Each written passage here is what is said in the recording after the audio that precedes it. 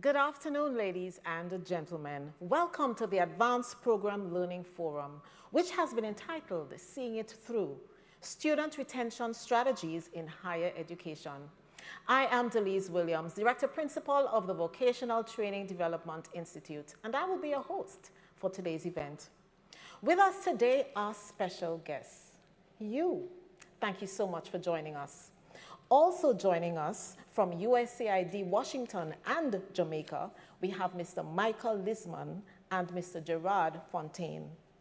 I would also like to recognize the presence of representatives from the advanced partner institutions, which are the University of Technology Jamaica, the Council of Community Colleges of Jamaica, and the Vocational Training Development Institute.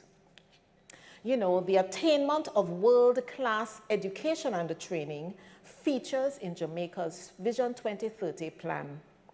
Higher education institutions, therefore, given their contributions to society through research, knowledge creation, and skills development, have a significant role to play in the achievement of this goal. Now, typically, when we have discussions in this area, we typically focus on accessing higher education institutions. But today we want to focus on student retention. Why don't some students complete their degree programs? What are some effective student retention strategies that can be implemented? These are some of the issues that we will be exploring today.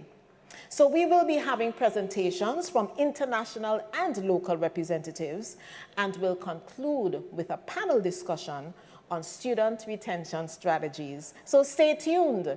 We have a full program in store for you. And guess what? You get a chance to participate as well. You will have a chance to participate by asking questions. So don't forget to write them down and share them during the question and answer segment. Now, we will start this afternoon's proceedings with an overview of the advanced program, and this will be given by Ruth Chisholm, Country Program Director with the advanced program. She will be immediately followed by USAID Jamaica Acting Country Representative, Mr. Gerard Fonten, who will bring greetings. But first, Ms. Ruth Chisholm. Hello, everyone, and thank you for joining our second Learning Forum. This is a part of a Learning Forum series hosted by the Advanced Program. The last forum focused on positive youth development, but today we are zeroing in on student retention. Advance is a workforce development program. It is supported by USAID and implemented by FHI 360. We have worked in Honduras, Guatemala, and so in addition to Jamaica, we've also added the Dominican Republic. The program was designed to help selected tertiary institutions to provide market-relevant, high-quality training to disadvantaged youth. This way, they could help them to access new or better employment. We conducted several research activities, including a labor market sector assessment. We also conducted a study of barriers to access and completion. The first guided the industries or sectors and ultimately the careers and technical associate degree programs. The other helped us to figure out, how do we work with the students? How do we support disadvantaged youth? You'll hear more about the barrier study and other research elements throughout the program today. We've learned that tertiary level technical education is one of the best pathways that can help to address the skills gap among private sector, educational institutions, and ultimately the youth. And so with USAID support, Advance rolled out activities in 5 areas. We worked on curriculum strengthening, professional development for faculty and staff, labor bridging so that the students would have a stronger and especially smoother school-to-work transition, which included career planning support, access to internships, micro-internships, specialized away days, so they could really learn and understand more about the industry they were about to enter. We also supported improving access, that is working with admissions offices, supporting stronger recruitment strategies, especially for youth who would not have schools on the main path, having to reach them in difficult places, and working with community groups to try and find them and help them to access higher education. We also were able to provide limited scholarships with USAID support. In fact, we even went further and added the Positive Youth Development Program as well as social emotional learning component. And now we have a chance to work with teachers and teachers in training to help them to incorporate these concepts and skills in their teaching. We continue to listen to the students. We saw aspiring entrepreneurs, and now, thanks to an entrepreneurship activity that was added last year, we have a farmer who is doing agro-processing and doing her papaya fruit snacks.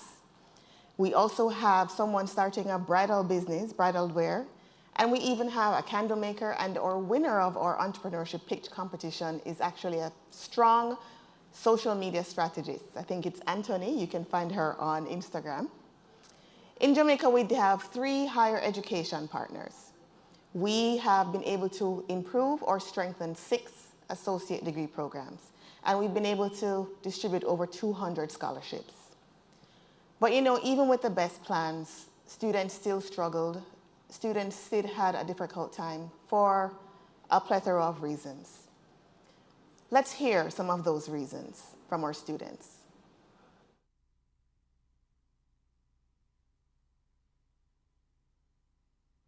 Due to COVID, things became difficult at home financially. I am trying to get a job to take care of my mother, who is unemployed. I dropped out because of the financial difficulties I was experiencing at the time. I missed 2 exams. I am unable to provide the funds to fully complete the course. I got a job and the working hours were clashing with class, so I had to drop out. I am unable to afford transportation costs to go to school. My father died, so I had to drop out. He was the breadwinner of the family. I now have to seek employment to take care of my younger siblings. So we continue to learn. The challenges that you face are daunting, they are complex. And even when the students get into college, some have a really, really hard time staying the course, and as we have coined the event today, seeing it through, completing their studies and graduating. How can we help them? What are the factors for success? What makes them finish? What can schools do? What can community groups do? What can other stakeholders do to participate and help students complete their education? We want them to succeed. The students are our why. They are why we're doing all of this work. So stay tuned as we discuss student retention strategies in higher education. And again, thanks for joining us. Hello everyone, I'm Gerard Fonten, the Acting Country Representative for USAID Jamaica. It is my pleasure to greet you all in this forum to discuss strategies to help students, particularly the disadvantaged youth, to complete their higher education programs. The USAID Advanced Program works with selected technical tertiary institutions to improve youth employability in the Dominican Republic, Guatemala, Honduras, and here in Jamaica. The program partners with these institutions to help them strengthen their ability to provide market-relevant training aligned with selected industries. It has been quite a journey, and Advance has been able to work with inspiring teachers and students while collaborating with industry experts across Jamaica. The activity began by exploring growing industries that were in need of well-rounded young people to take on new job opportunities in these areas. Based on research, the agribusiness, wellness, tourism, and the creative industries were chosen. The advanced program demonstrates how important it is for schools and communities to connect with industry experts so that faculties can be prepared to teach new market relevant content, and so students can have access to real world techniques and innovations. There are even more accomplishments that I could list today, but time is against me. And so today I want to thank all of our partners, individuals and organizations for taking this journey with the Advanced program. I also commend the team in hosting its second learning forum, Seeing It Through, so that we can collectively develop solutions that will help students stay in school and graduate. College is not easy. We often hear the challenges that youth are facing, and the pandemic made it even harder for some to focus on completing their studies. The forum is an opportunity for Advance to share lessons learned from the field, and for you, our partners, and other viewers to consider and share practical solutions to help Jamaican youth succeed in higher education. No organization or program can do it alone. It will take all of us time to help these young people along with their journey. Thanks again and enjoy your forum.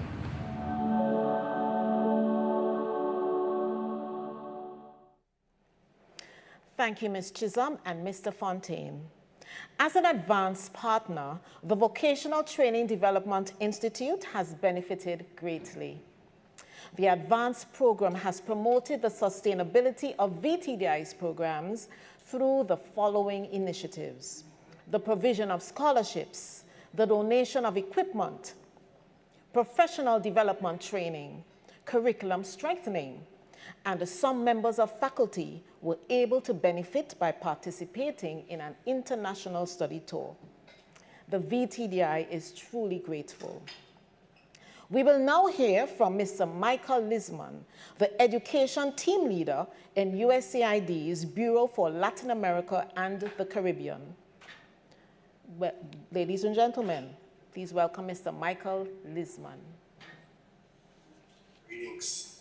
It's a pleasure to be here virtually, although I'm, of course, sitting here at home in Washington, D.C. I've had the pleasure of seeing the development of the Advanced program since its inception so many years ago. Remember fondly sitting in various different rooms with colleagues from FHI 360 and Ruth, discussing how we were going to meet the needs of the student population that we were hoping to serve. And it's been really exciting to witness, albeit from afar, the development and thoughtfulness and impact of the program, particularly in Jamaica now over this period of time. And I'm really glad to be addressing you on this session today, focused specifically on student retention, which of course I think is a topic that is often overlooked when we think about increasing access and relevance of labor market aligned training. It's only half the battle, but it's all for naught if we don't find ways to meet students where they're at in their real world situations, some of which we just heard quotes from now. And of course, sometimes that's financing. Of course, sometimes that's increased labor market relevance, even beyond our efforts. Sometimes it's wraparound services, many of which are needed as a result of the complex implications and externalities of the pandemic. And some of which are logistical, which require increased understanding and use of technology, whether it's virtual or hybrid teaching and learning modalities. I'm excited to learn myself about the role of institutions in increasing retention for the student populations which the program and other institutions that are interested in the same types of impacts serve. And again, want to echo the comments of my colleague Gerard of the mission and Ruth and our partners at FHI 360. Looking forward to learning more about your efforts and seeing how we can help. Thanks again.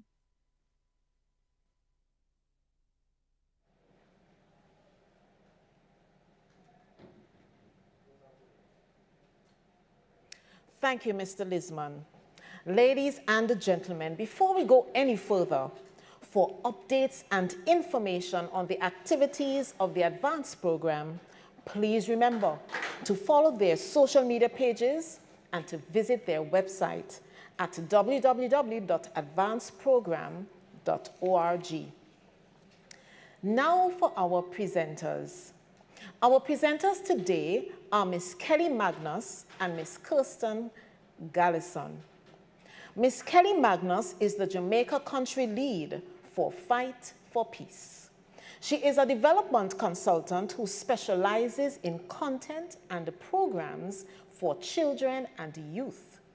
Ms. Magnus will present on intentional collaborations between social programs and higher education institutions to support students. Ms. Magnus will be immediately followed by Ms. Kirsten Gallison. Ms. Gallison is the technical advisor with FHI 360. She is an international education specialist with 16 years of experience in the management, coordination, and implementation of education programs in developing countries. Ms. Gallison will share with us student retention lessons from the region. But first up, Ms. Magnus. Good afternoon, everyone. Thank you to FHI 360, the Advanced Program in particular, and USAID for the invitation. My name is Kelly Magnus, as you've heard, and I'm the country lead for Fight for Peace.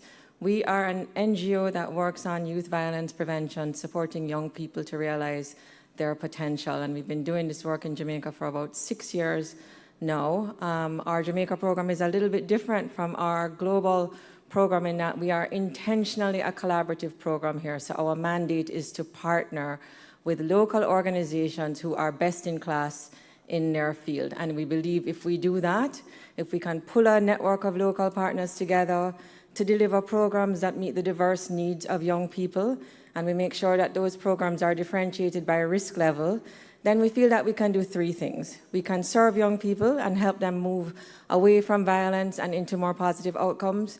We can strengthen the organizations that support young people because they will learn how to work together. And we can help to create scalable, replicable models that can be integrated into long-term policy and program design. I am the granddaughter of an educator, so nothing makes me more nervous than being in a room full of educators. So I am not going to come here today and pretend I have all the answers. So what I thought I would do is to frame my thoughts in terms of the questions that we ask ourselves when we're looking at partners that we want to work with. And we really believe in the power of intentional collaboration and see intentional collaboration at the tertiary level as a big gap in the Jamaica social program landscape. We do think, however, based on our experience with partnerships, that there is some maturity that is needed in the sector. So we want to talk about things that will help us to move from taking a project and one-off opportunity approach to collaboration to more long-term structured programming, what we need to do to be able to develop a whole of organization approach to collaboration, and how we can integrate that partnership between CSOs, civil society organizations, and tertiary level institutions at every step of the student cycle. And I will mention throughout a couple of examples from our work in Jamaica, but also two really good models that I think are worth sharing. One is a brilliant partnership between a medical department of a university and a pediatric NGO in Brazil, in Ceará, Brazil. And the other is a larger long-term study between Iowa State University and a group of NGOs that I will encourage all of you who are interested in this kind of model to take a look at. So as I said, we believe in partnerships. We've been running this network for about 6 years. Our dance card is very full, so we've got very picky when we're talking to partners about what we want to learn from them, because we know a partnership is like a good relationship, right? It can look good in the beginning, but if you don't ask the right questions up front, it might not work out the way you planned. And so the first question that we like to ask is, what is your value proposition? Like, what is this institution offering? And that might seem like a really strange thing to ask an educational institution, because we all know the social transformation potential of education, right? We all get that. But we see two things in our cohort that are worth noticing. One is that for some of our young people, higher education is a really abstract concept. It's not something that's in their normal frame of reference. And on the other hand, it can also be seen as a commodity, right? So before we get into any kind of a long-term relationship with any educational institution, we would want to understand that organization's approach to higher education. What is your lane? How well do you know your lane? And how well do your curricula align to that lane? We are a sport for development organization, I should have said, and so we have a lot of time for GC FOSTA because their lane is very clear, and there is a lot of potential for partnership between GC FOSTA as a sport focused tertiary level institution and sport-based NGOs and sport federations, which we are hoping to explore more fully this year. The second question that we like to ask partners is your recruitment aligned with your value? So we're here today to talk about student retention, but we believe that the conversation has to start a little bit earlier. Before we can know what we need to do to keep students in an institution, we have to make sure that we brought the right ones in the institution to begin with. And so it's really helpful when a tertiary institution has a clear understanding of who their offerings are meant for. Who are your ideal students? Where are your ideal students located? To go back to question one, do you have a thematic focus or do you have a geographic focus? What is the footprint you want to own? The more you understand that and the more that understanding is infused into your recruitment, the clearer it is which NGOs you can partner with that can bring value to your students, and the easier it is to manage that partnership effectively. The third question we would ask is, are your programs relevant? As I said, we work with cohorts of young people for which higher education is not the screamingly obvious choice that we sometimes like to think it is. In fact, we don't do as much work as we would like to do at the higher education level because most of our young people won't get there. We have a lot of work that we need to do at the secondary education level before this even becomes a reality. And so it's really important to us that the institutions that we try to partner with at the tertiary level have a body of work that they're focused on, a body of programming they're delivering that really meet the needs of our young people and the communities they're from. Because if you can't make that psychic connection between my life, my problems, my dreams, then that fidelity to stay the course, to see it through, is a little bit harder to generate. And then we get into some of the more traditional retention issues, right? We are a youth-focused organization. We believe in treating young people with respect. Sadly, that is not often a point of view that is shared by, I will say broadly, by education partners. And so we ask some of the organizations that we try to work with, do you have a client service approach to young people? Do you think about your young people as a client? Does their experience matter to you? What is your institutional culture like? What is your learning culture like? And I differentiate those because we sometimes make the mistake of thinking that young people are only learning when we say it's time to learn, right? They're only learning when we're standing up in front of them and teaching. Young people are learning all the time. And so it's important that we think about what kind of learning culture does the organization have.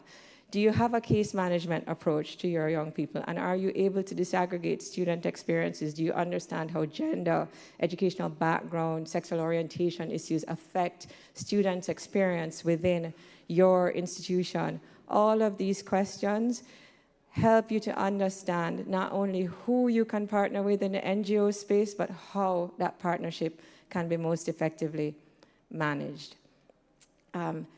A key factor for us is the use of data. We're an evidence-driven organization. My director of monitoring and evaluation always likes to tell me that we cannot measure we cannot change what we do not measure.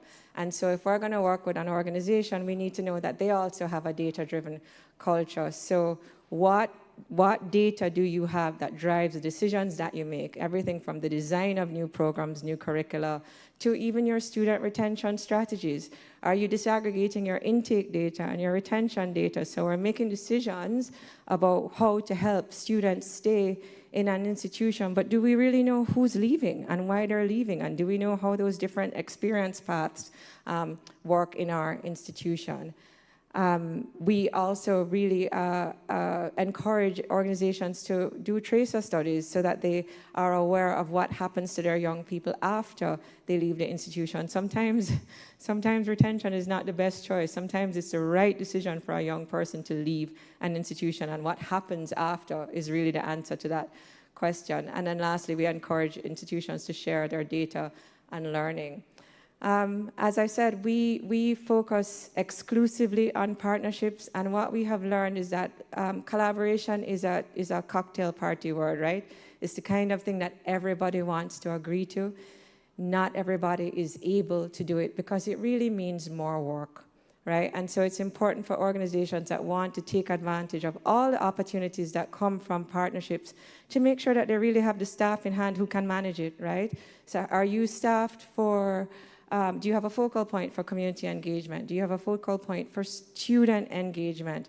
Do you have staff who have the capacity or can be upskilled to provide monitoring, evaluation, and learning support? And most significant for our cohorts is the availability of psychosocial support. So do you either have psychosocial support staff available, or have you taken any steps to upskill your core staff in basic light touch psychosocial support? So we have a training program called Psychological First Aid that we offer to anybody who works with young people, and it's the mental health equivalent of first aid. It allows you to recognize when a young person has signs of trauma and to respond in the moment and then refer them to appropriate care. And that's something that we feel that any organization that is working with young people, especially young people that have the risk profile of a lot of people from our communities, need to understand.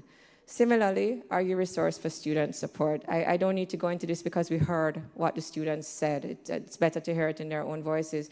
But it's important for institutions to take a look at what you have and what you need, where the gaps are between what your students need and what you are able to provide are the insertion points for partnerships with NGOs. Because what we are really good at is mobilizing resources for key cohorts. And so if you have a sense of you need support in terms of accessing state services, or you need support in terms of piloting young people to financial aid, or you need support to roll out more asset-based programming, those are clear opportunities for you to have really effective partnerships with NGOs.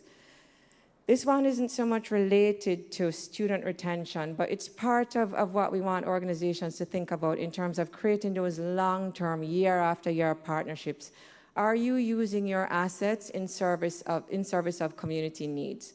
And I think academic institutions sometimes undervalue the assets that they bring to the table. How are you using your physical space? How are you using your faculty members, your students to support community needs? One of the things that happened to me very early at Fight for Peace is that we took a bunch of young people to UTech for an event one day. And we booked UTech because we were looking for a place that had a whole heap of classrooms and some grass, right? That was as far as we thought about it. And the rooms weren't open on time, and so we had to spend a little bit of time driving around the campus because the buses had AC. And what happened on that bus in the 10 minutes that we were waiting on the bus was mind-blowing to me, because it was more effective than any outcome I had planned for the day. Because we didn't realize that for a lot of the young people who were on that bus, that was their first trip to a university. I remember a little boy who was maybe about 10 was sitting next to me, and he said, "Miss, what is this place? What happens here?" And I had to unpack what a university is, what happens after high school, what all of that is about. And he looked around and saw people who looked like him and like the young people in his community. But that was the first time he had seen that. And you know, we take some of this stuff for granted, but we have to think about how can tertiary institutions implant that idea early on. It goes back to the point I was making about recruitment. Recruitment needs to start earlier. We need to start by sort of planting that idea, that seed. And so we need to think about how can we create those opportunities with the cohorts that NGOs are able to mobilize into these spaces of higher education so that it becomes more normal to the young people that we're trying to reach. And related to that is this idea of fostering social responsibility, right? We know what universities are on the hook to provide, but there are bigger social problems that we all, as Jamaicans, as citizens invested in the development of this country, need to address. And some of that I think academic institutions are uniquely placed to support narrative building. How visible is this institution in the community? The bad guy squad is very visible and very organized. I think the good guy squad needs to match it and make sure that we are connecting our various resources in service of these larger goals. And lastly, and I apologize for racing through this, the most important thing for us in looking at any potential partnership is understanding how that partner defines success. And that understanding is the difference between us doing something this year that works really well, or a partnership that we come back to year after year after year after year. And with our partners, we use a framework called collective impact, which means that we get really, really clear on what we're trying to achieve in the partnership. I know you're doing 10 other things, I'm doing 12 other things, but when we are together, we're gonna work on this thing.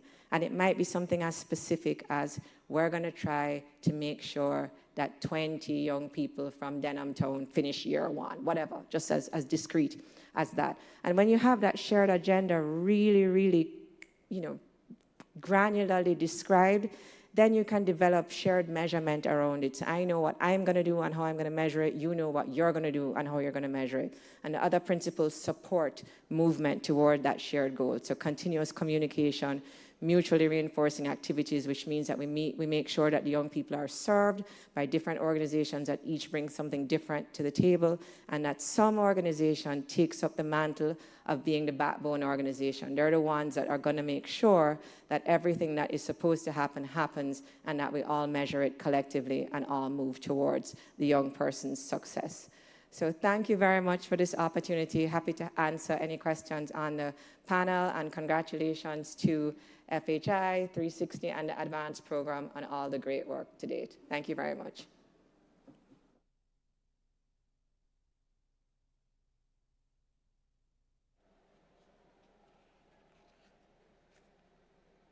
Now we will hear from Ms. Gallison.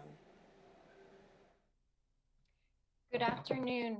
It is really a pleasure to be with you all, even virtually, for this second learning event for Advance. My name is Kirsten Gallison. I'm the Regional Project Director for Advance. I'm going to be talking about some student retention strategies in higher education, looking at some examples internationally, but also drawing upon our experiences in all the countries that Advance worked in over the years, and sharing with you some of those experiences. I think you'll find actually a lot of the different strategies echo some of the strategies that Kelly just mentioned in her presentation. So it was really a pleasure to follow her. So in this presentation, I'm going to give you a brief definition, student retention, what are we talking about? Then I'm going to talk about what are the things that affect student retention, some of the barriers, some of the research that Advance has done in this area. I'm going to talk about some different approaches that are coming out of the literature that we see, effective approaches for student retention, and then give you some examples and lessons learned from Advance.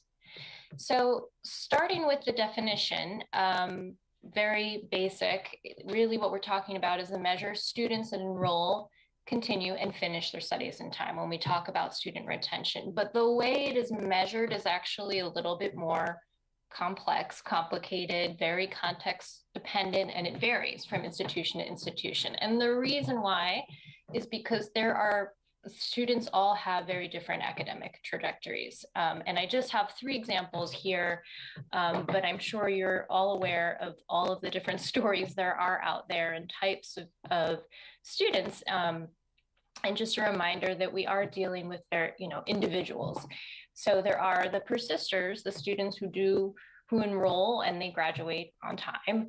There are students who are slow down. They may go from being full-time attendees to part-time for personal reasons because they need to get a job on the side, etc. And there's students who stop and then who re-enroll after, maybe dropping out. So these are just 3 examples and kind of give you an idea of sort of the complexity of all the different types of scenarios we have when we think about student retention. So what affects student retention? We did a literature review and we looked at studies specifically in the Latin America, Caribbean region, as well as internationally in the US. Some of the institutions that were part of this lit review of the study are listed on this slide. And with that, we were able to kind of categorize into, in these three categories, some of the main barriers, and then also look on the flip side at some of the enabling factors.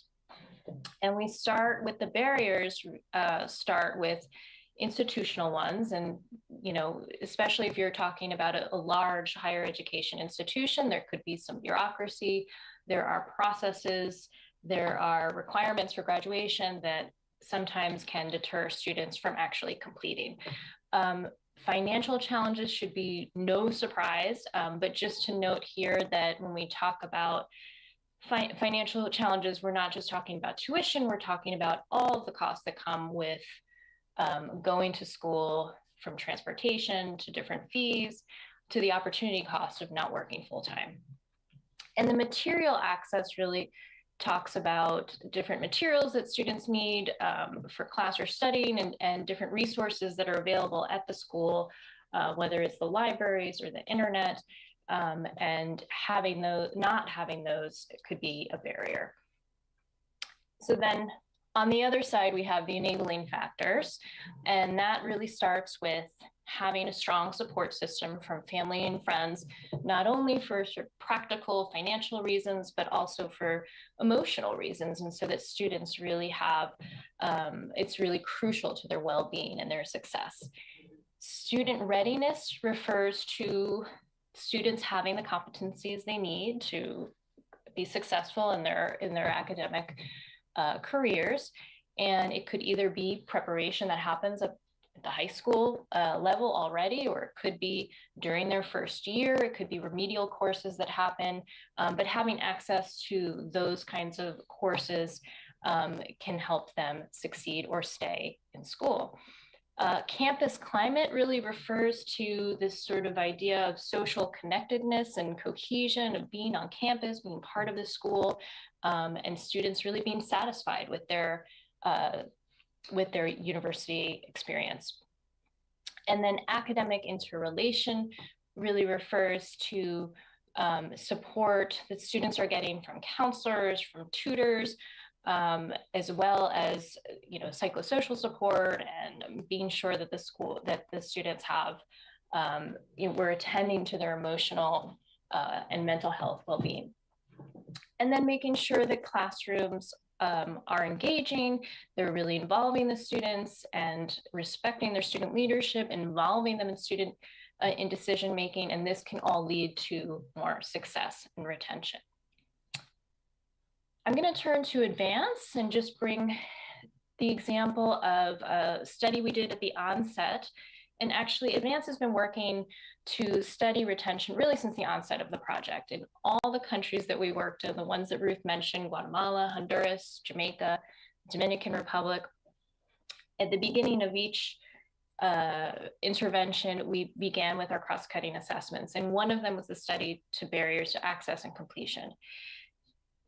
In this one, we recognize that there's a complex network of forces and incentives that drive whether students are actually going to successfully complete their studies. And it's really important for us to understand all of those factors, all of those barriers, if we're going to be designing a solution or providing a strategy for student retention and working with the partner institutions to really help students succeed.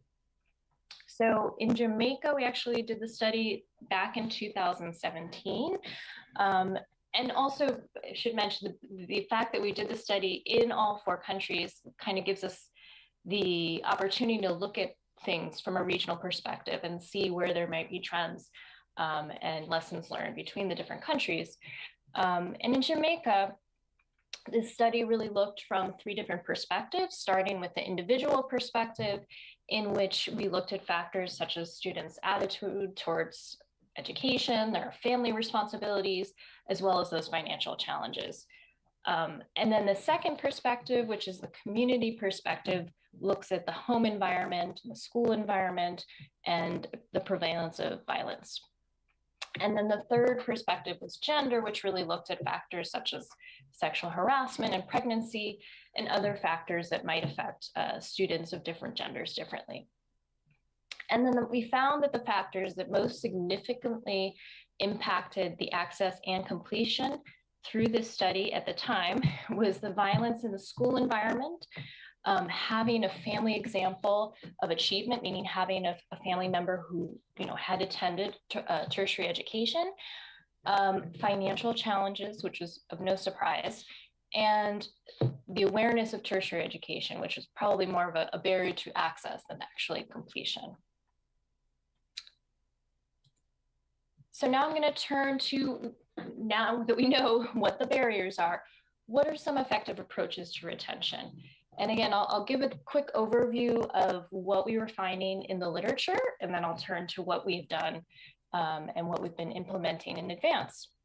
And so what we found, again, looking at some of the different examples in the studies in the region, were some approaches that really fit into 3 different categories. So we start with the welcome students, and this really includes diversity and representation, making sure that your staff and your faculty actually are representative of disadvantaged minority students or students that come from who are underrepresented. And there's a lot of research that shows that when you have that representation, the students coming from those backgrounds actually are more likely to complete their degrees.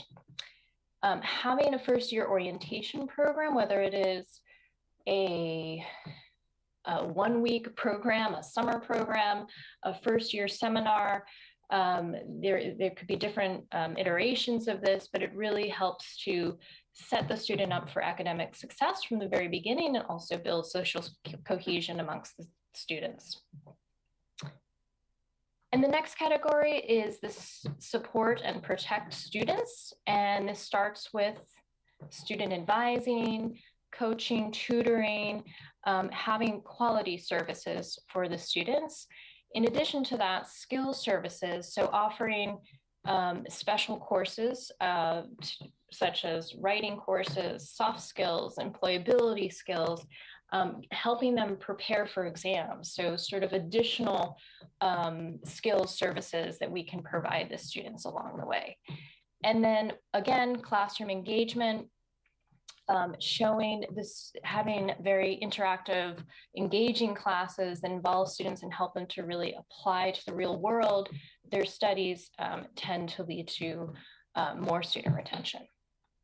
And the last category was stay informed and react. And this includes really monitoring student satisfaction, not only of their academic program, but for all the wraparound services that the school might provide, career services, mental health support, psychosocial services, and just making sure that you're monitoring that and acting upon it. The early warning system is an example that I'll talk a little bit more later in the presentation, but just having a system that is preventative and helps predict when a student may be at risk of dropping out. And also, that may help to target the financial aid or scholarships to those students that may be more in need or may be at more risk of dropping out. So those are a few of the strategies that came out of the literature, and now I want to talk a little bit and share a little bit from the advanced program. And I think we are in year 7 of the advanced program, so many years of lessons.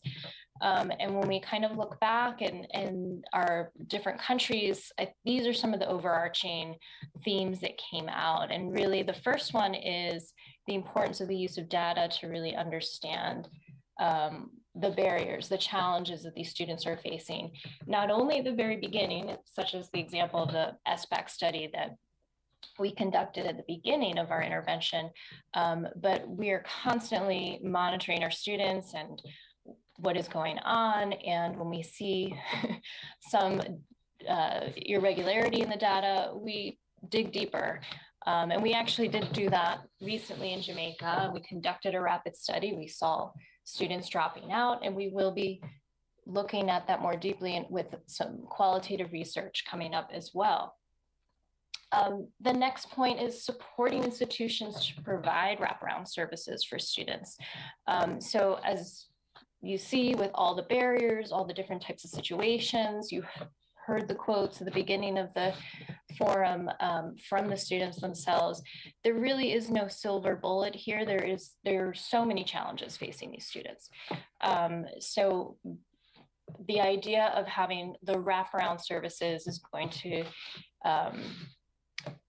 help keep the students, help the students to succeed despite all the odds. Another lesson is just encouraging this culture of ensuring that each student can and will succeed. So really having a personalized approach with the students was so important. Advance specifically with our scholarship students really try to do that and to encourage the institutions to have a similar approach.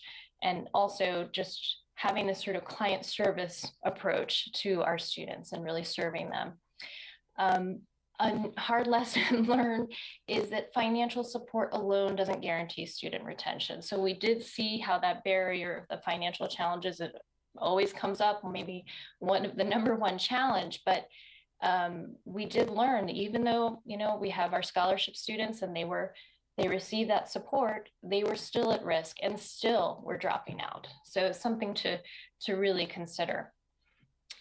And then finally, offering strategies that range from very kind of simple and short-term ones to more complex and longer-term solutions for the institutions. So you'll see in the examples I'm about to give, there's some that are, you know, they're bigger investments really for an institution to take on, while others are really just simple and quick wins for student retention.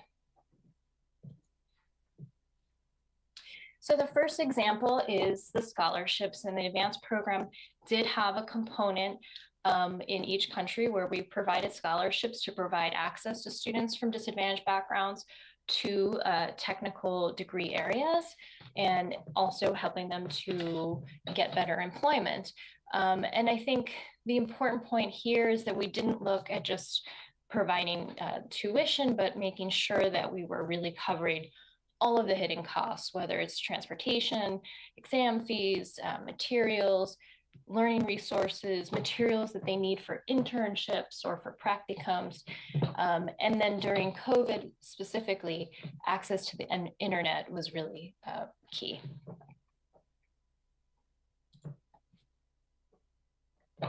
The next example is the early warning system. And we look at this from sort of two levels or two types, the macro level and the micro level. So I'll start with the macro level, which is really the tool that's sort of institution-wide to monitor sort of where students are at, looking at different indicators such as attendance, their grades, their test scores, demographics, depending on how the institution wants to look at it, so that you can predict if a student is really at risk for dropping out. And you'll have the sort of the red at risk, yellow and green categories. And then help generate and design plans, prevention plans, so that you can intervene before it's too late. And this really requires a functioning student information system for the institution, and also someone who's going to be regularly updating the information and having a system in place to do that. And then, of course, knowing what to do once you have that information and can take action and help the students.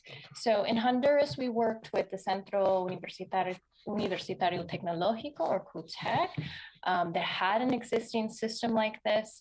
And in the Dominican Republic, the two technical institutions that we're working with are both interested in an early warning system, and at least one of them is prepared to really invest in a macro level early warning system.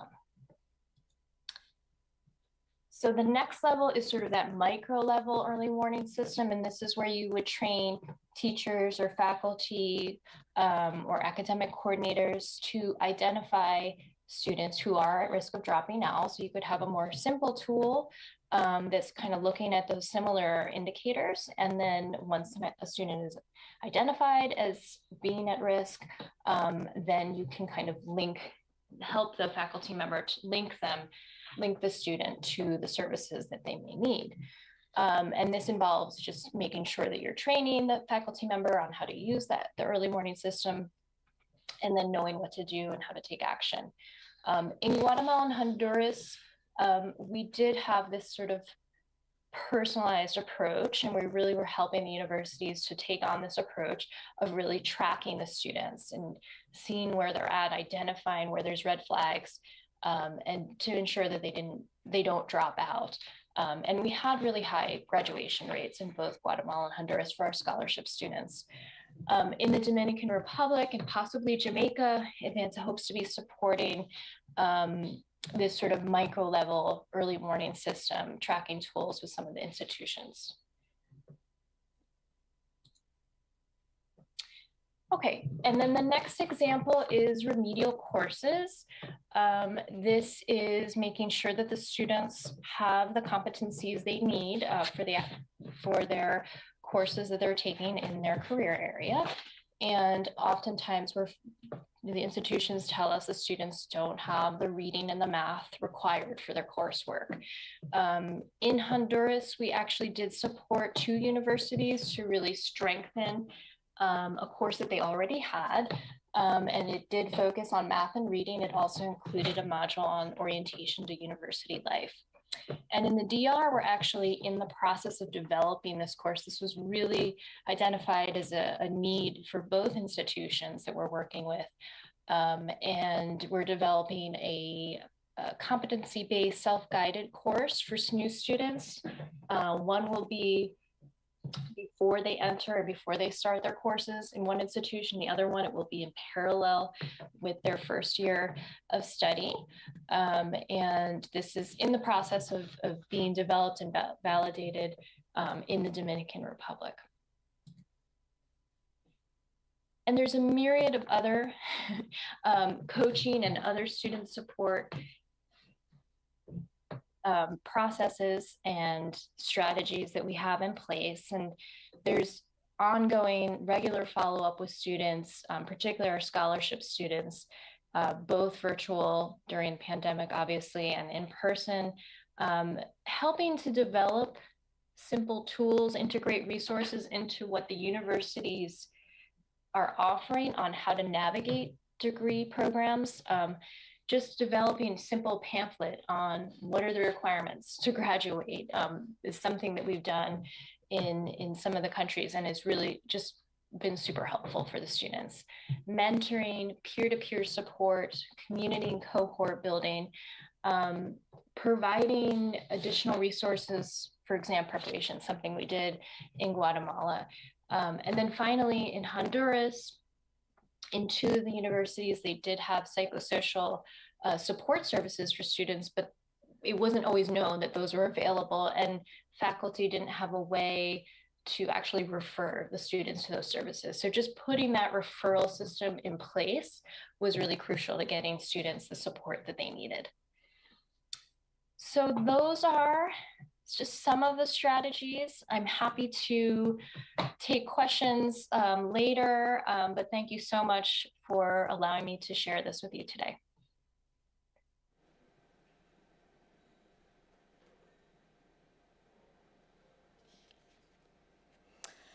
Thank you, Ms. Magnus and Ms. Gallison. Very insightful presentations. Your presentations actually help us to lay the foundation for our panel discussion.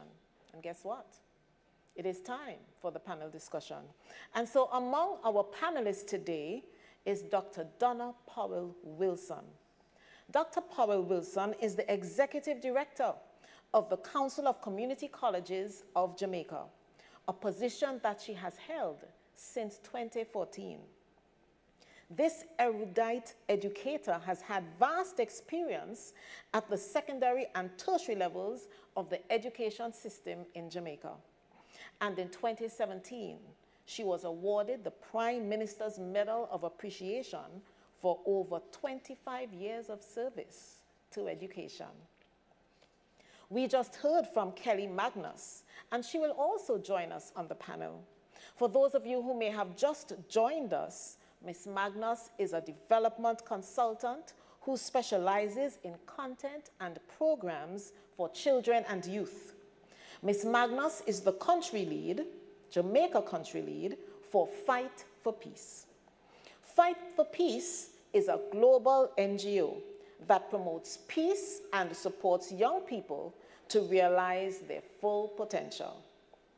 Ms. Magnus also serves on the National Commission on Violence Prevention, coordinated by the Office of the Prime Minister. Next, we have Javion Nelson. Mr. Nelson is a human rights and inclusive development practitioner. He has had several years of experience in advocacy, communications, human rights, and social justice.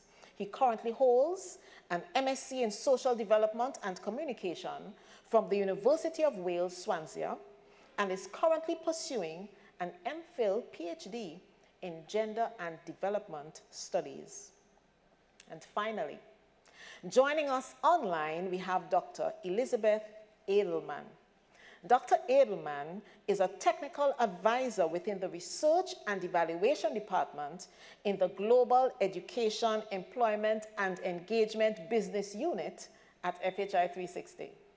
She has over 15 years' experience working with international education and development in Africa, Asia, Latin America and the Caribbean, and the Middle East. She has expertise in the areas of early grade literacy, teacher well-being and development, and the provision of education in fragile and conflict-affected settings. Dr. Edelman is a graduate of the Harvard Graduate School of Education. Welcome to all our panelists. I would like to start with a very simple question, and my question is, why? Why should we care?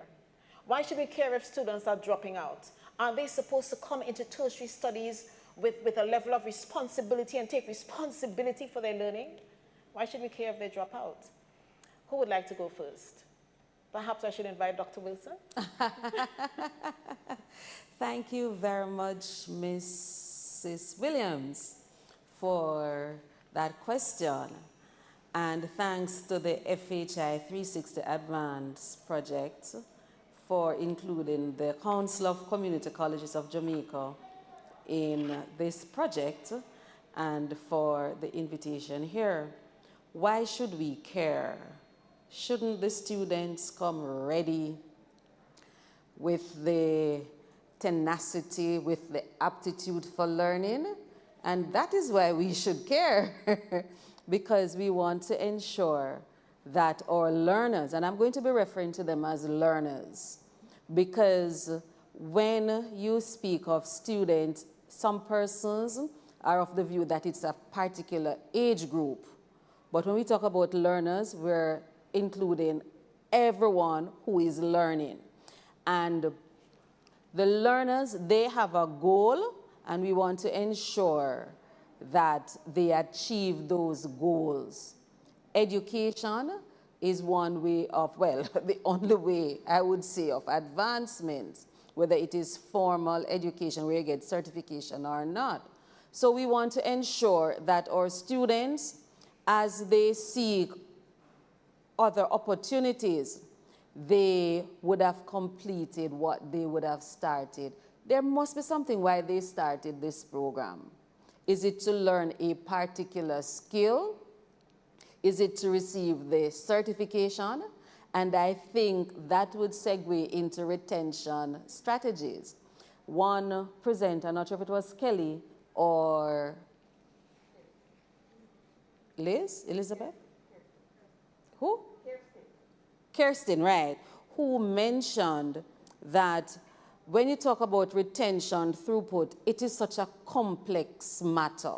It is very complex because there are so many other variables that will contribute to why students or learners do not complete, all right? So we want to ensure that whatever reason the student would have had to start that program, that yes, they stick to that and that is what they're going to complete on. So it is important that we care why they start and why they complete. Thank you. Ms. Magnus. Thank you for asking such a provocative question. I think we should care in the context of a case management approach to young people and in the context of a focus on the individual learner. We should care if dropping out is the wrong move for that student at that time. I mean, I think in Jamaica we have the flip side of the challenge, which is this knee-jerk adherence to higher education as the ultimate goal for every student, every learner, which is not the case. And as I said in my remarks, there are times when rethinking that choice and moving in another direction is the absolutely right decision for a young person. So I am a fan of a whole learner approach and of making the right decision for each student in that moment. Thank you. Mr. Nelson. Well, thanks for having me. I think we should care, one, because we want to have, engaged and excited students or learners, as, Doc said. And importantly, we want to keep students motivated about their potential and the contributions they can make to their communities, to their families, to their country, and to the entire world. And so I think if we don't care, then we're going to continuously have challenges. And I appreciate the point Kelly made about, whether or not this is the right decision. But certainly we have to think about the repercussions as well of a student dropping out of school and what that means to them, whether this creates a sort of glass ceiling, because not all of us are going to drop out of school and become the next head of Microsoft or building some massive software that will then transform the entire world. So certainly we have to think about all those things. And I think importantly, we have to think about our development as a country. And so if it is that we are going to be having our students dropping out in large numbers, then our development will continuously be impacted by this lack of student retention, because at the end of the day, we need skilled learners, people who are highly educated, people who have skills in a wide range of areas, from economics to other areas of business to teaching and learning, etc. We need those people to be able to really transform our country. And I think what we're seeing at the tertiary level is an indication of what's happening in all sectors of the society, from the infant level right up to tertiary level, where student learning is concerned. Thank you. Dr. Edelman. Yes, hi, thanks so much for having me today. I agree with what the other panelists have added, and I think that if a student starts in the university, they start with a plan and with an idea, and if that's still what they would like to pursue, then it is really our intention to be able to support them through that. And it is true that students do change what they may be interested in. They might change what they think is what they want to do with their time. But if they actually do want to stay in school, it's an investment that they have made. And I think it's up to us to be able to help them through. And I think one of the challenges that we have seen with dropout rates that are higher in a lot of different settings is that students come in, they take on loans, they take on debt to be able to enter in the university, and then they're not able to continue, and then they actually leave worse than they came in, because now they have loans that they are not able to pay off, not an education that they can use to pay for that. So if students have found something that is what they really want to do, then I definitely agree that transitioning out is a great idea. But if you're dropping out because you can't stay in, then it's really up to us to be able to help them through that process. Some very interesting points have emerged. Thank you so much, Dr. Edelman, from this little discussion here. I want to dwell on the point that Mr. Nelson raised with regard to economic development, because many times we really don't think about the fact that if students drop out and we're not developing persons with the skills that the economy needs, when we need those skills, we may have to import them because we can't find them locally, because persons are not being sufficiently trained because they're dropping out. So that's one possibility there. Now, we are going to hear from a clinical psychologist briefly, Dr. Kai Morgan, and she is going to share with us another perspective as to why some students don't complete their studies. Dr. Morgan. This is Kai Andito Damali Morgan. I am a clinical psychologist, and I have been asked to make some comments around student dropouts at the tertiary level and how we can maybe look at some of those factors that would help us to mitigate the dropout rates. So, and the psychological reasons, really. So we know there can be financial reasons, there can be other reasons, but I'm going to focus a little bit on the psychological reasons. And when we think about the psychological reasons for dropouts at the higher education level, we think about its relationship to its relevance to us as individuals, right? So I'm going to talk a little bit about what we know as the multiple intelligences and the great smarts, the 8 great smarts. Our education system, especially at the higher level and at the secondary level, secondary and tertiary levels, tends to focus a lot on what we call word smart and logic smart. So that's like your mathematical abilities and your English language abilities, right? And so, and those kinds of skill sets. Now, all our children are not going to be great smarts in these 2 areas, but the education system is focused on these. And I think that we need to be a little bit more cognizant of how we can broaden the scope of how we think of intelligence. We can think about our body smart, right? The child that is able to, or the student that dances well, that moves well, that can run, that can balance, and these kinds of important functions as well, that can build a very healthy, very productive, very long-lasting kind of careers, right?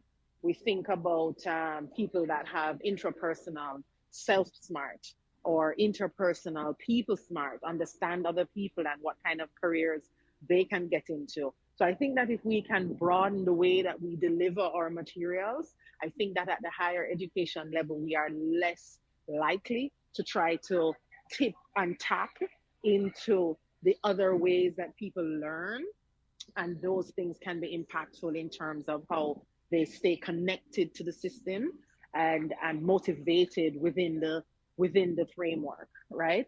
So I think that those things are important. We have different learning styles, right? And tapping into multiple learning styles is very important in the learning environment. And again, this is something that I think that institutions, that teachers can tap into a little bit more and can utilize a little bit more in order to engage students. I think that there's an assumption that students engage at the tertiary level, especially because they want to and they want to move forward. But then there are also certain struggles that come with individuals. Attention deficit is the first one that comes to mind, attention deficit disorder.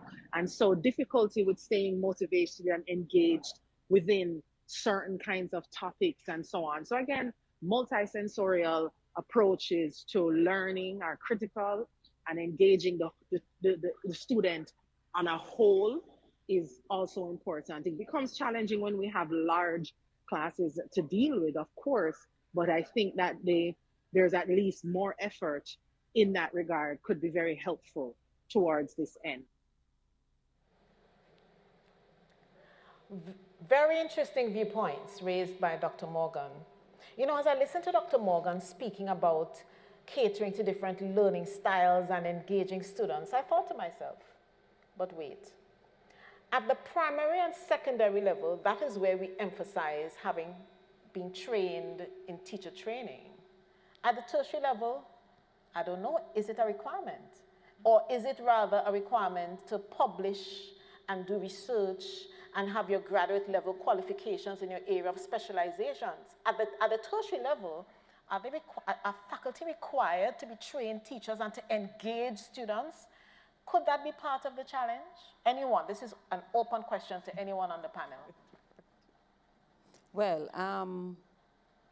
the policy for the Ministry of Education and Youth is that lecturers should be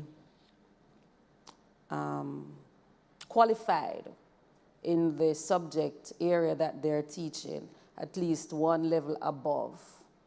So I know that is a standard, that's a government policy. Certainly at the Council of Community Colleges of Jamaica, we have responsibility for 10 institutions in Jamaica where we provide standardized curriculum, examination, assessment, and professional development.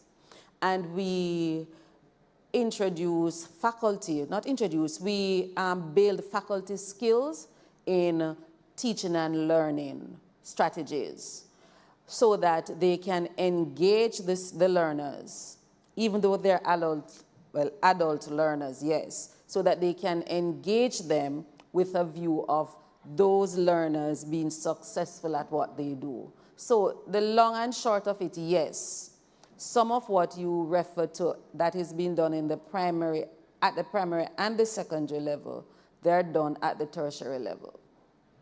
Okay, but perhaps it may not be as comprehensive in terms of, or it's not a policy, is it?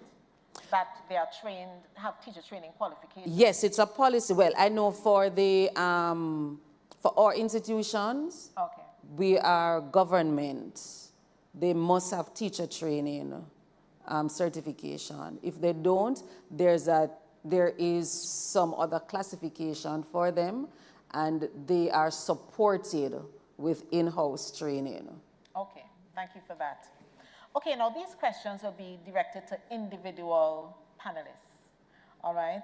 Now, from Ms. Gallison, we learned of an early warning system and the whole issue of getting data on our students and using that to make decisions and empowering us to know what strategies to implement and what needs to be done.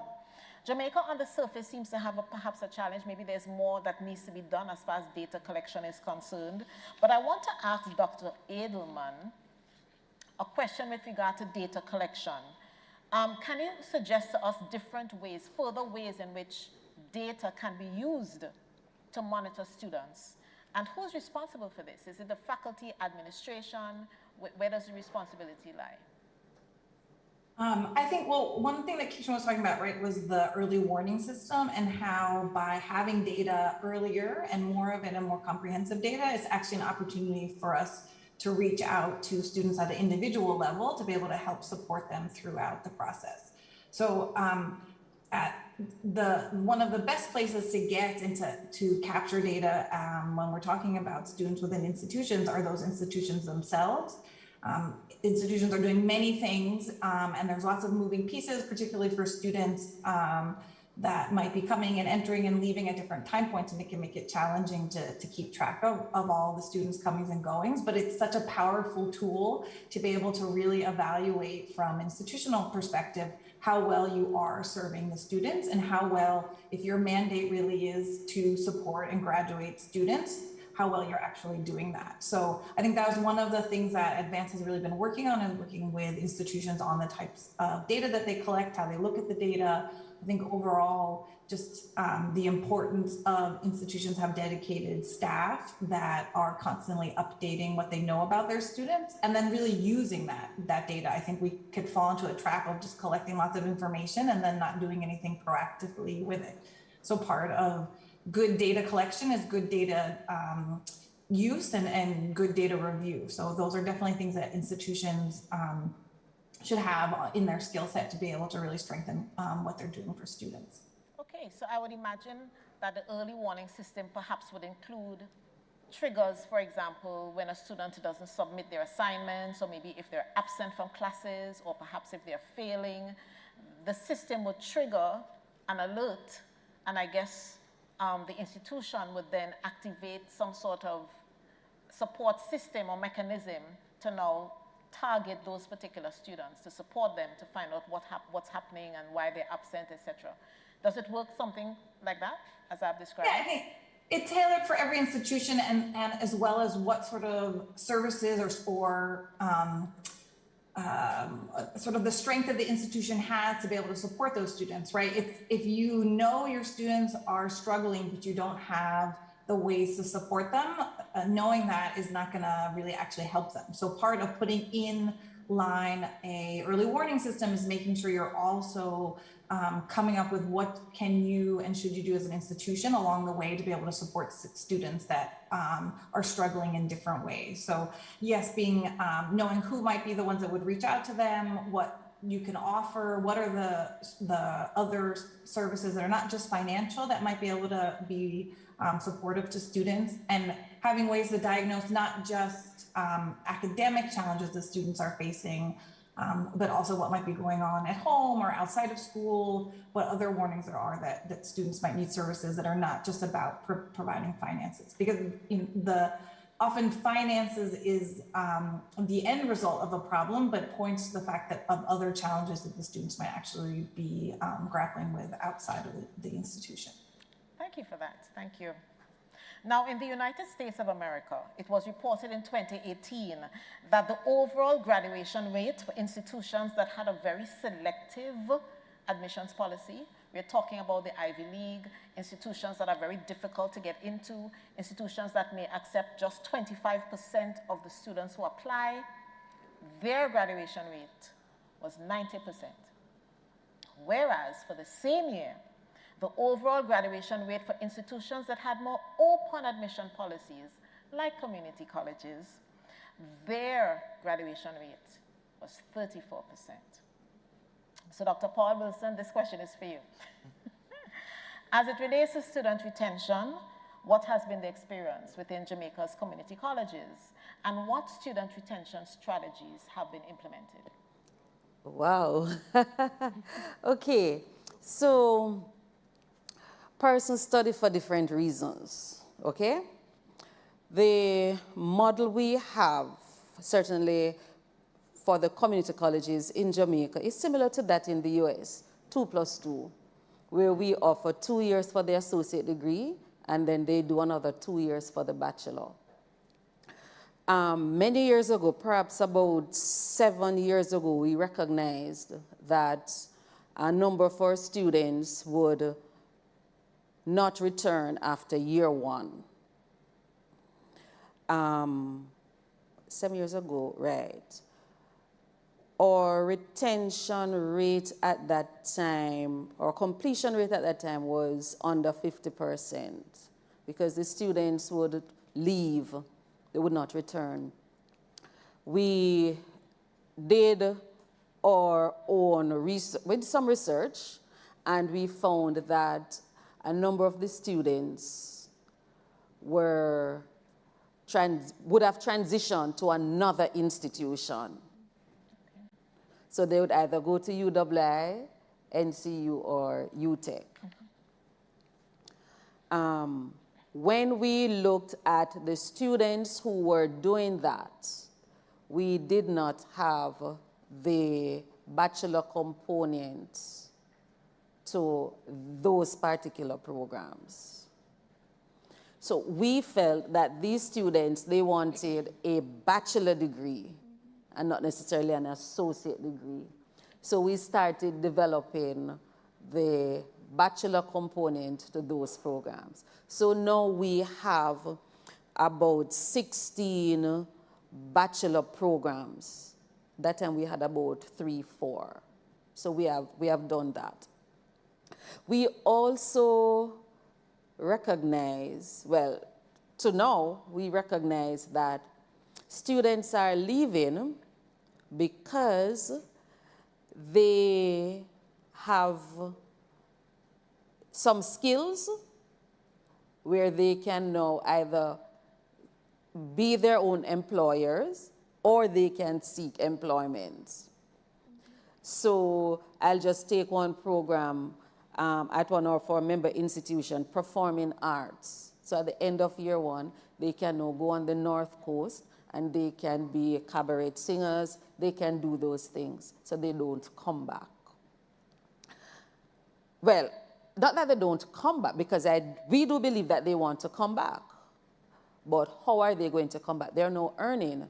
And as would have recognized, the socioeconomic background is real. It's a real challenge for a number of our students, right? So they can't give up that employment to come back to sit in a 9-to-5 session, Monday to Friday. So COVID has its bad and good. So 2 years ago, today is the 10th, the anniversary of when we got our first case in Jamaica, our institutions were thrown into virtual learning. So what the council did at the time, we looked at repurposing or converting our programs, some of our programs, not only for virtual learning, but for online. So with this, we're anticipating, or we're not anticipating, we are presenting to those students who would have left for employment that, hey, you can learn now anytime, anywhere. You can continue your studies. So you don't have to be confined to a class 3 to 5. This can now be offered online. So that's one way in which we are looking at engaging or re-engaging our learners who would have left. Okay.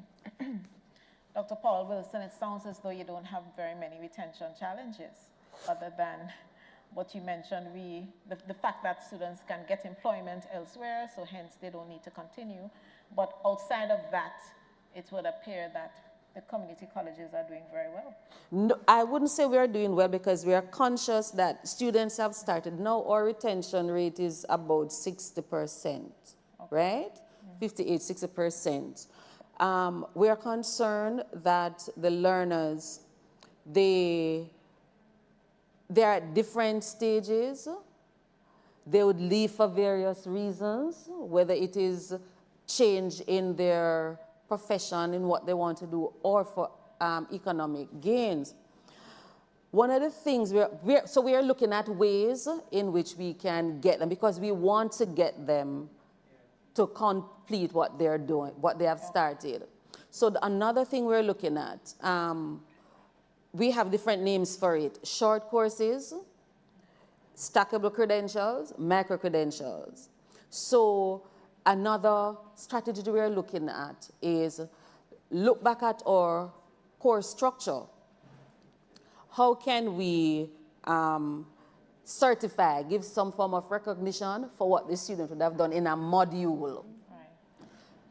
They would have, so we're restructuring the curriculum so that if we were to give a module in what particular area, there are some skills, some defined skills there that they would have learned that they can carry elsewhere. So we're looking for ways in which we can re-engage our learners. Thank you for that. And one of the things you mentioned when you said that from your data collection, you recognized that students were leaving after their first year.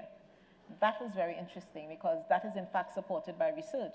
Many of the students leave after the first year, and so many institutions in the States and other territories implement what they call first-year experience programs, meaning they target the first-year students because they believe that if they can get through first year, the chances of them remaining increases. You know, and one strategy that we are even looking at the VTDI is called supplemental instruction, and this is a concept. It is one in which you look for the difficult courses in year one. So all the hard courses that students tend to have a difficulty passing, you look for those, and then you identify students who may be in their final year who did very well on those courses. And then you allow those students now to tutor the first years. So the first years are now benefiting from the experience of the final year students who have gone through that course. It's called supplemental instruction, and it's one mechanism that is used to as a student retention strategy. So I just wanted to share that. Now, at this time, there's a Dr. Davia Ramjeet who did some research here in Jamaica on student retention within community colleges. And her research has revealed some very interesting findings. So we'll be exposed to that now. I don't think there's any audio, but it's a very short, just a few slides, and I'll just take you through quickly.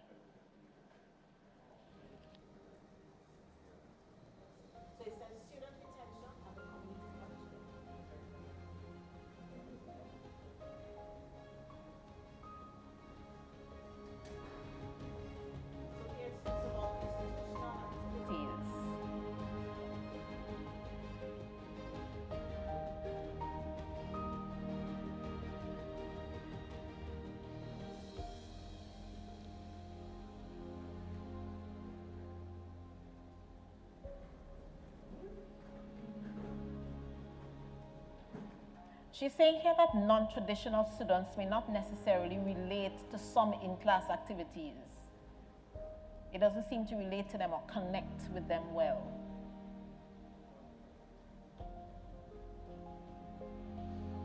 And here she's talking about the benefit of co-curricular activities.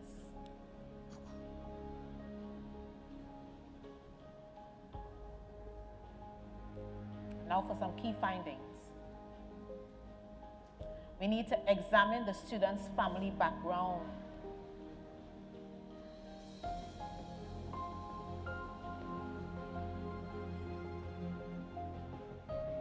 The first-time college students, those whose parents never went to tertiary education, never experienced it, they need help as well.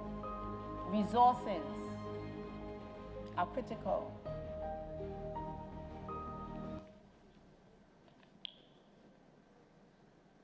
Okay, so some key points were raised there, and I'm gonna latch on to one of them.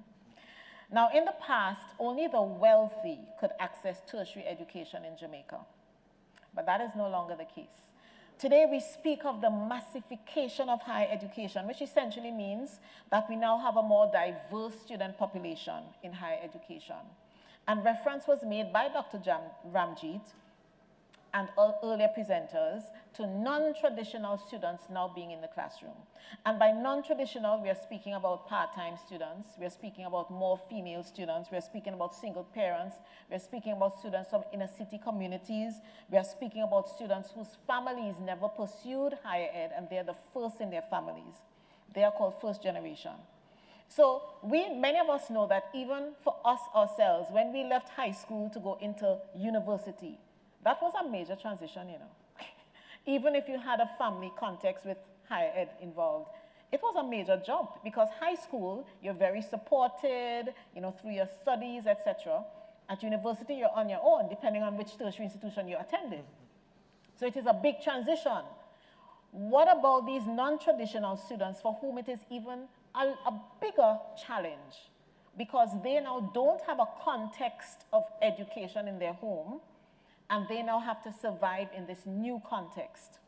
And so the question is, if we are to support them, I'm thinking the onus is on us to know who they are and to know what their profile is. What is the profile of these students, and how can we satisfy those needs? And so my question now is directed to Ms. Magnus. And from her experience, based on the students you have interacted with over the years, educate us on the profile of some of these students, the at-risk students, those who come from disadvantaged backgrounds or communities. What is their profile? What does that student look like? And hence, from that, perhaps we can understand what their needs are. Sure. So I'll speak just about my experience with Fight for Peace. And we work in 6 communities with high levels of violence downtown. And the first thing I will say is that they're not homogenous. I've got one young woman now who is teaching herself Korean using Wi-Fi at the Denhamtown Community Center because she's super into K-pop. And I worry about what tertiary institution she's going to go to, not because she's high risk, but because I don't know where she's going to find the people to keep up with her. But we work in communities with high levels of violence, and so there are a lot of young people in our groups who are affected by that. There are young people who've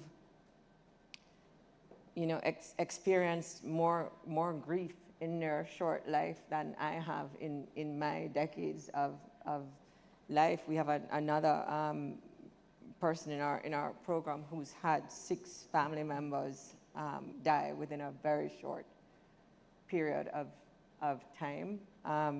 We've got people who are, as Dr. Shetty from the Child Guidance Clinic never tires to point out to us, suffering from low-grade PTSD from the consistent exposure to violence in the communities, but who are expected to show up in school and function as though they're fine, who are never asked about their experiences, never asked about what is happening in their homes. We've got to, we're in a bad situation, and COVID has made it worse. And now we've got kids who've had no educational experience for 2 years and who've had no resilience building activities in their communities or in the schools that they used to be a part of for 2 years.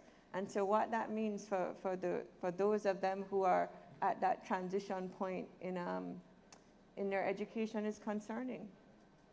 That said, it never fails to amaze me, for every negative story, there's always the flip side. There are super smart, super self-driven young people who are hungry for experiences and who need the opportunity, need access and support. There are two things that I will flag as being key, sort of key main patterns. One is just the need for psychosocial support and the emphasis on psycho and social. It's both that typical psychological support in terms of formal counseling and then support in accessing social services. Because even when the social services are present in Jamaica, they're difficult to access. And if you are from a neighborhood that does not tick the right boxes, your experience as a young person trying to access those services is not positive. The second is the shadow, the specter of financial need is always in the picture somewhere, even for the kids who are fairly well supported. And so having that understanding, being able to refer them to part-time jobs, to scholarships, to other avenues for support is critical to keeping them engaged, because even if they start out with the funds for the program, at some point many of our young people are one emergency away from not being able to continue with whatever path it is they've gone down. So those are the two things that I would flag as. And then like any other young people, we need educational opportunities that are more responsive to young people's needs, more current. Where can this kid go to learn Korean? No. Where are the programs that respond to the things that they are interested in? It often feels as though we are steering them backward rather than supporting them into taking the steps they already want to take to a future, to jobs that we as the adults don't even understand. So, I think it's a bit of just general education reform that needs to be brought to this conversation, but also understanding the specific needs of young people who are in communities with high levels of violence.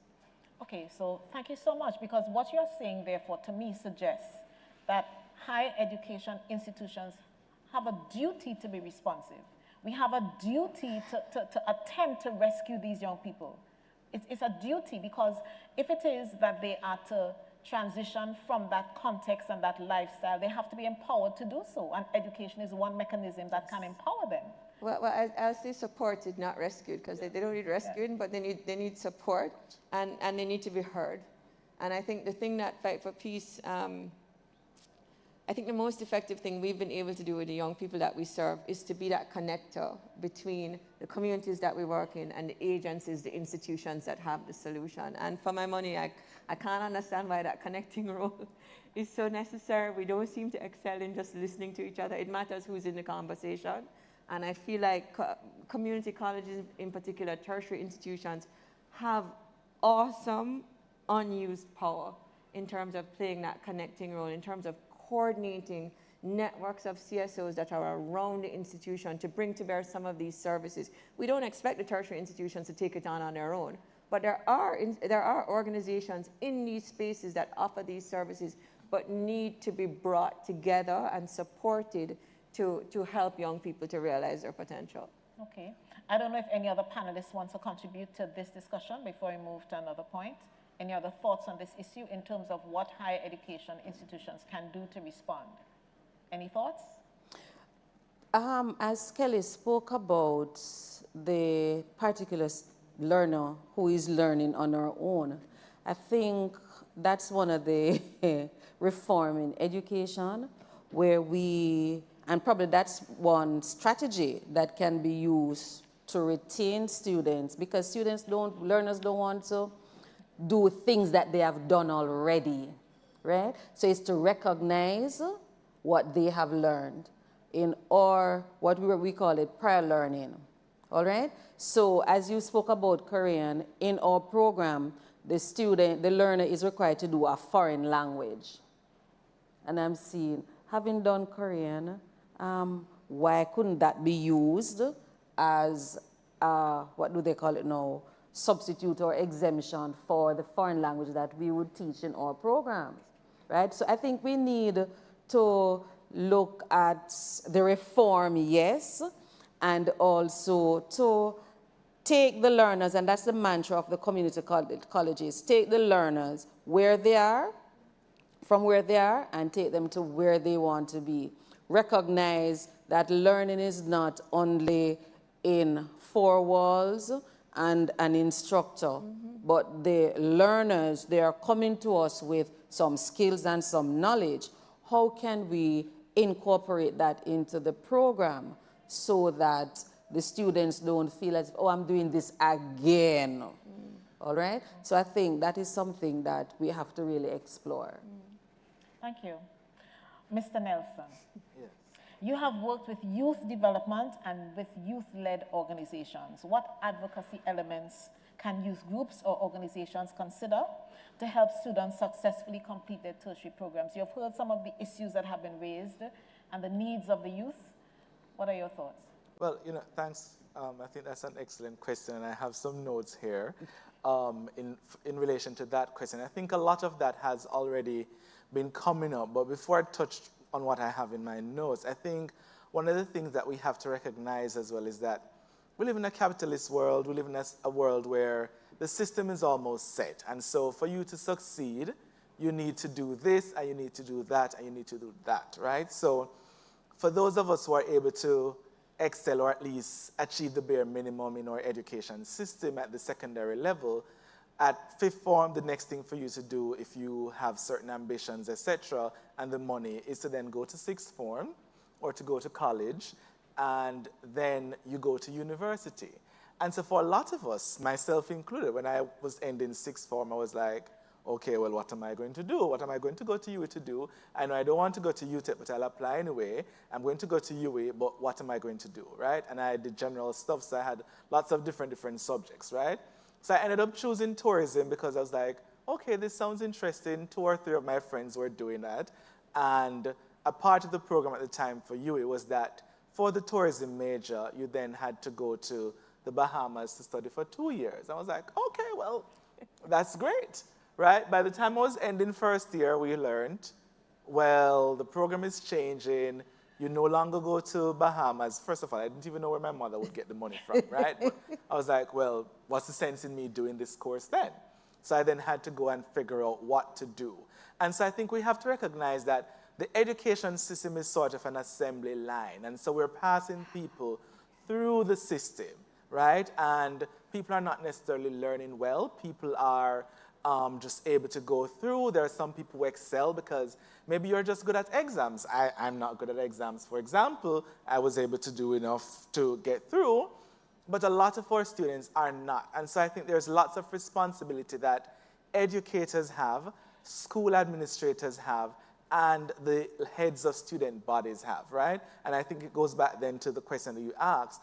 And so I think we need a lot of advocacy around education and educational outcomes for students of all ages. I know we're looking at tertiary, but I think the challenges at the tertiary level is just an example of what's happening in the entire system, right? Because we talk about, we had 2 recent reports coming out from the World Bank and from the Patterson-led committee, which show that a number of students were just leaving school unable to read, unable to write, unable to do numeracy, unable to comprehend, right? And a lot of them were dropping out. I think the closest thing we have then to any kind of real advocacy on a national scale is what we call the NSSC, or the National Secondary Students Council, and the Jamaica Union of Tertiary Students. And then I think there's a other small one that some of the community colleges have, but then they also have representation in JUTS, right? And they both then have to acknowledge and deal with some of the challenges that students have. But I think because we're kind of stuck in a cycle, they also don't get to talk enough about the educational outcomes and all the barriers that we talk about and the enablers that we talked about earlier that are critical for students to actually enjoy learning, perform well, and to then go into the world and do great things. So I think at the institutional level, there are bodies. So we have the students' unions, for example, and other forms of names that we call them, that are empowered to actually represent the students' views and their needs. But like our politics nationally, there seems to be great level of apathy towards student leaders, right? I went to UWI and I know that barely any of us really cared about the Guild of Students, for example, right? At the election time, some of us get excited. And we know that at UWI, it's alleged that the political parties are heavily involved in that, right? So it makes it even worse, right? I don't know what happens at UTEC and at the other institutions, but students are not excited. And so are we bringing our concerns to these student leaders? Not really, right? Well, maybe if the administration say you can't have this party, then we all make noise and create some kind of rumpus and something. Or there's a hike in fees, we hear some noise and things happen. The other thing I think we have to do is to make it clear that the right to education is paramount and that we have to help youth and student leaders take action in this regard. There's barely any advocacy around education.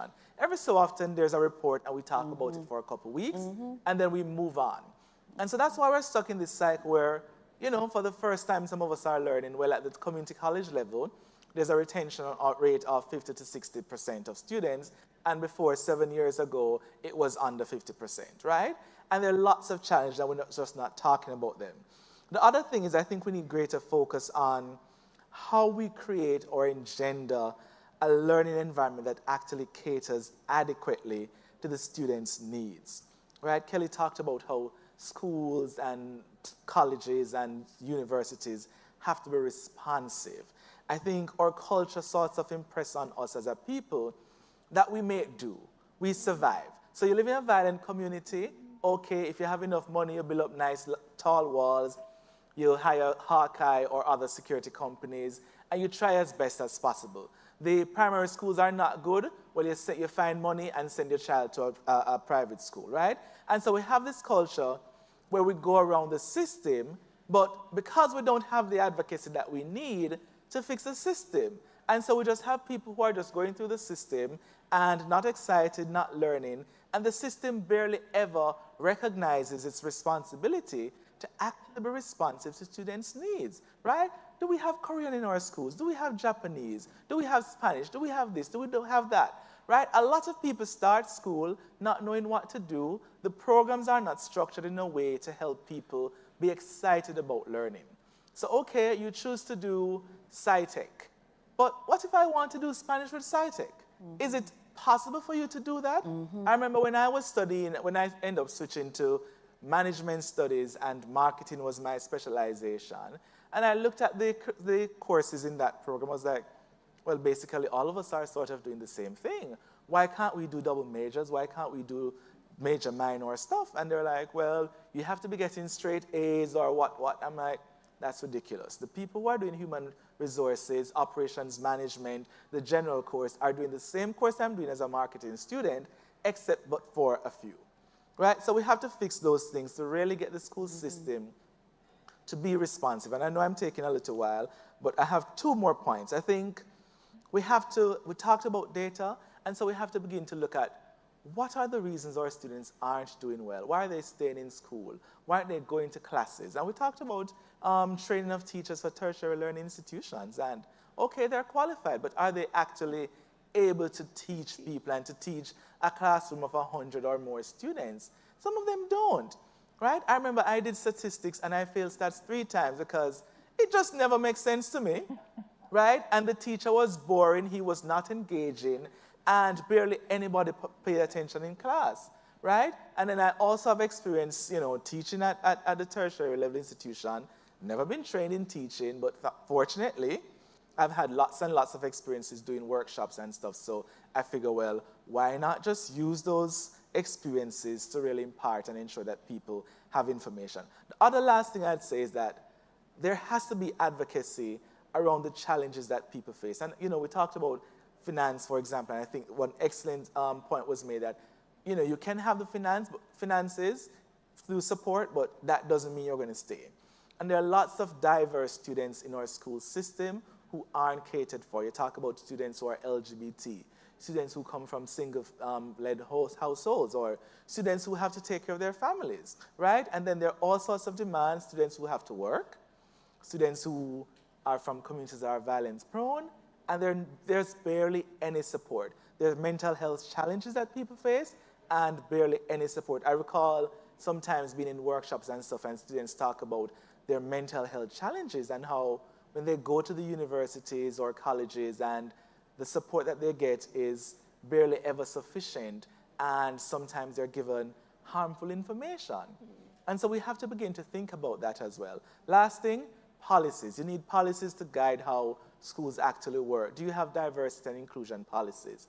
Do you have policies that cater to students who are from particular communities? How are you using all that data that you collect to actually make sure the system is responsive to the needs of the people who are there? We have to have a student-centered approach to learning. And until then, it's going to be not. Thank you very much.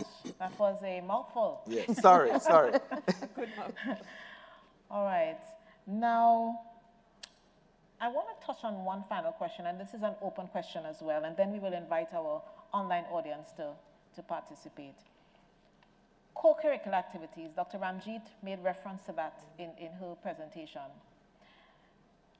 How useful is that? Because often in the tertiary setting, there is a conflict between academic and co-curricular. You know, one fighting the other. They're not necessarily in alignment. How can they, what is the value of co-curricular? And how can that contribute to student retention? Any thoughts? Critical, I'd say, as maybe the youngest and closest to just coming out of school. Critical, I think that's where you also, Kelly talked about psychosocial, for example, and some of the socialization that is required of you at the curricular activities. It's critical because that's where you form friendships and the networks and people who you can have as confidants to really help you. But that's also where you go to fill the gap that the actual classroom isn't actually giving you. So maybe you want to do Spanish or dancing, and you're doing SciTech, or you're doing computer science or English language as a teacher. The clubs and societies oftentimes give you that opportunity and really help to keep you motivated and excited to stay in school. I mean, I think it's that and more.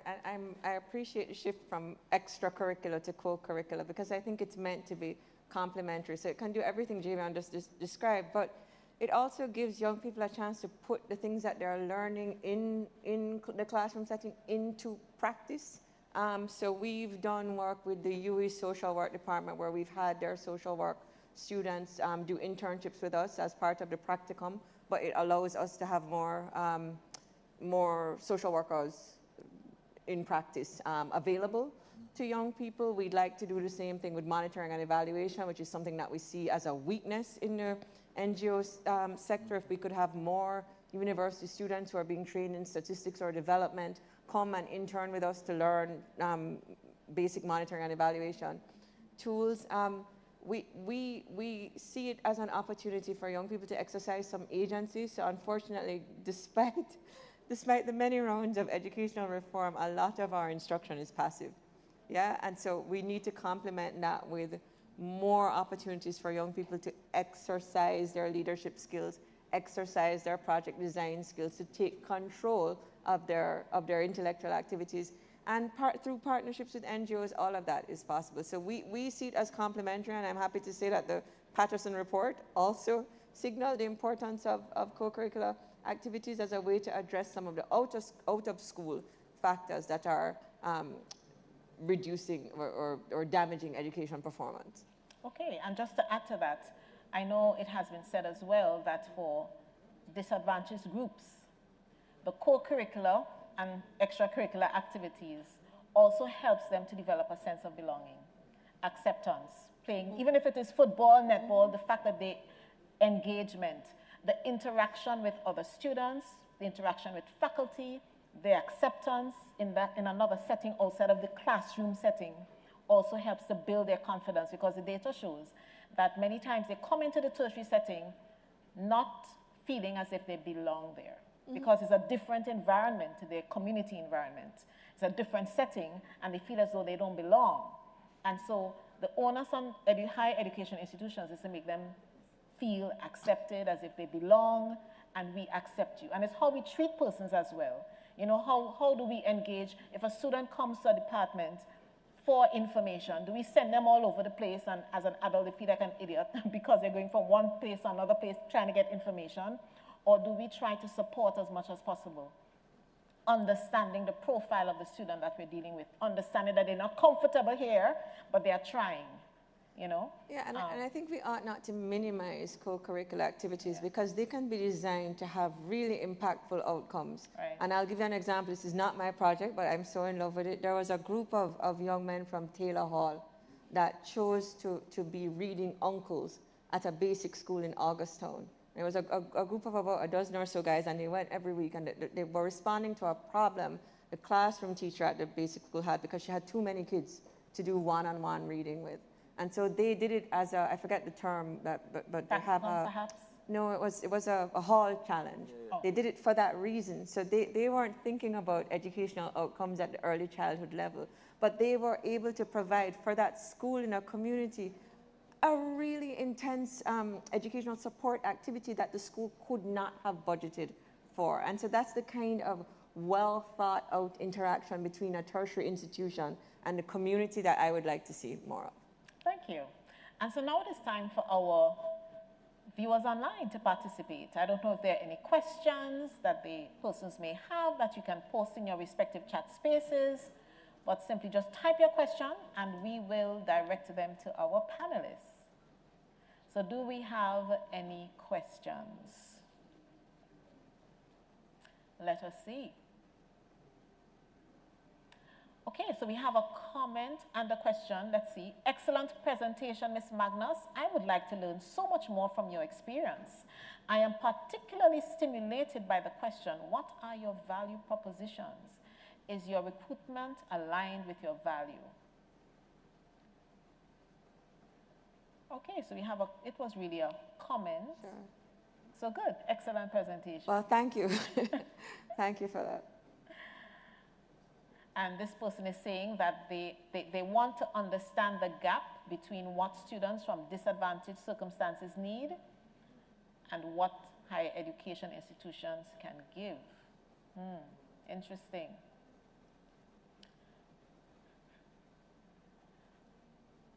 So I'm not sure,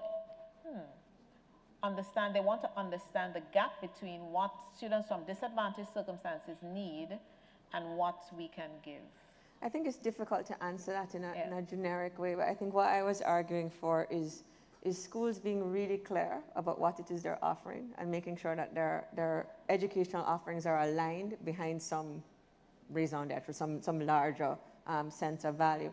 And then treating their learners on an individual basis and trying to make sure that they appreciate the challenges that learner is facing. And if they cannot provide the resources to meet that from their own internal resources, then they try to bring that in through a network of NGOs that might be active in their communities. Okay. Okay, this is another comment. Students are clients. Without them, institutions will not remain viable and will cease to exist. That's so true. Preach. So true. Preach. Do we have any other questions or comments? Okay. So it appears that we have come to the end of our panel discussion. So I would like to thank our 4 panelists for engaging us this evening and extending our knowledge on student retention strategies in higher education. Thank you, ladies and gentlemen. Thank you. And thanks to those of you as well who participated by entering your comments and questions online. We have now come to the end of our program. Thank you so much for joining us. We have explored quite a few areas today. A few relate to having a flexible education system. We learned about the early warning system where we can get data and the importance of data in student retention. We learned about some other strategies and some barriers that we have to deal with in terms of ensuring that our students can remain, so we cater to their needs. So we have covered quite a few areas this evening, and I hope and trust that you have learned and that you have been informed, and hopefully that those of us online can apply what you have learned in your specific context. Now, as it relates to the advanced program, may I remind you to follow the advanced program on their social media pages and to visit their website at www.advancedprogram.org. Thank you so much for joining us. Until the next forum, stay safe.